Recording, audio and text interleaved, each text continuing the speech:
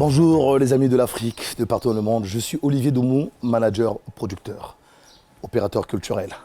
J'ai débuté ma carrière comme promoteur de spectacles dans le Hauts-de-France dans les années 90 à Lille. Et voilà, c'est comme ça que j'ai pris vite goût à vouloir conquérir certains défis pour relever tout simplement la culture africaine au niveau de l'Europe et du monde. Et voilà, tant mieux que mal, ça se passait plutôt bien.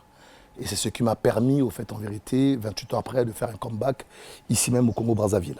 Mon parcours, dans mes débuts, j'ai eu quand même à avoir cette chance de gérer la plus grande discothèque du Nord, qui s'appelle le Macumba, où j'organisais beaucoup des soirées tropicales là-bas.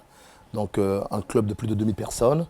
Et c'est là où ça m'a permis, au fait, d'être en contact avec pas mal de grands noms de la musique afro-caribéenne. Je peux parler de Zouk Machine, Frankie Vincent, je peux parler de Grace Deka, de Petit Pays, de Mewé, je peux parler de Kofi, de Papa Wemba, etc. Donc toutes ces expériences-là m'ont permis ensuite de prendre mon envol personnel pour créer ma société de production et de management, donc Doumoutian Record, qui aujourd'hui a plus de, je dirais plus de 27 ans d'existence. Voilà. L'honneur que je fais, c'est surtout continuer à faire des découvertes, continuer à promouvoir ce combat qui date aujourd'hui pour ce grand label depuis plus de 30 ans, 29 ans. Et depuis Orlus Mabélé, paix à son âme, avec les Mewé, avec les Papa Wemba, paix à son âme, à toujours vouloir être à la page, à toujours vouloir continuer à emmener notre culture de l'Afrique au plus haut niveau. Et je pense que notre but, ça a toujours été ça d'abord. Mon but à moi, ça a toujours été vraiment valoriser notre musique. Et aussi, j'avais décidé enfin, 29 ans après, faire un retour au pays, mais profiter de mon expérience pour aussi donner la visibilité aux jeunes artistes qui n'ont pas cette moyen en fait d'avoir la visibilité au niveau international, les accompagner en production phonique et scénique, leur donner la visibilité afin de porter notre culture très haut. Mais pour ça, j'ai besoin du soutien, je le dis encore, j'ai besoin du soutien du pouvoir public, j'ai besoin du soutien de la population, des Africains, pour nous encourager tout simplement, pour nous encourager à ce qu'on puisse vraiment emmener haut nos drapeaux à nous. Oui, avec la Doumoutian Record, j'ai eu beaucoup d'expérience. Il faut dire que j'ai eu à collaborer avec pas mal de maisons de prod, telles que Section Zouk, telles que Sushiro de Kesha, et puis surtout à créer des gros événements, pour ne citer que ceux du Congo, pour ne pas faire un comeback sur ceux de l'Europe. C'était surtout l'événement de Brazzaville Croix qui m'a permis de revenir au pays pour les familles endeuillées du 4 mars. Donc un gros événement avec un panel d'artistes de plus de 18 artistes et plus de 52 artistes sur scène. C'était vraiment un événement humanitaire qui me restera gravé parce qu'on a eu à organiser sur 2 stades du Congo, c'est-à-dire le stade de Massamba Déba à Brazzaville et le stade de Pointe-Noire. Donc tout ça aussi grâce à l'association Génération Plus de Madame Sandrine Sassou Nguesso, que je salue en passant.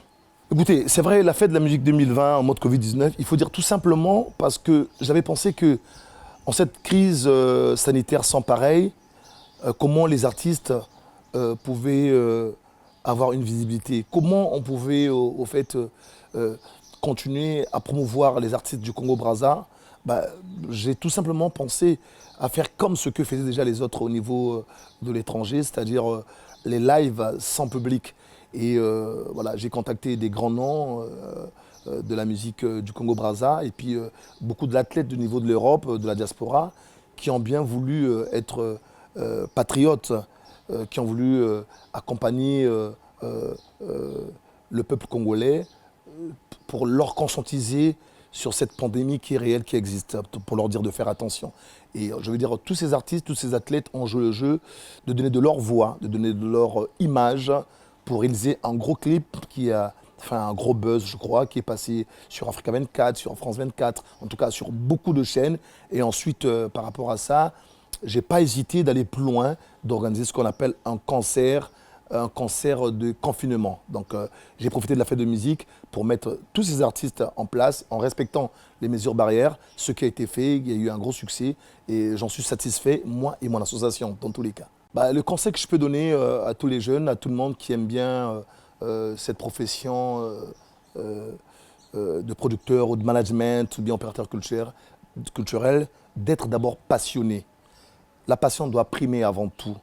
Et surtout quand on est producteur phonique ou scénique, il ne faut pas attendre la gratitude des artistes. Il faut les faire parce qu'on aime faire. Et le reste vient toujours à faire. Et tout en sachant que dans ce qu'on fait, il y a des hauts et il y a des bas. Mais il faut toujours avoir l'expérience, et espérer pour aller plus loin. Et c'est ce qui se fait, c'est ce que je fais. Et je pense qu'aujourd'hui, je suis quand même parmi les renants de la production de l'Afrique, je dirais parmi. En tout cas, s'il y a 10, on me comptera peut-être pour le dernier, mais je pense que je fais honneur. Voilà.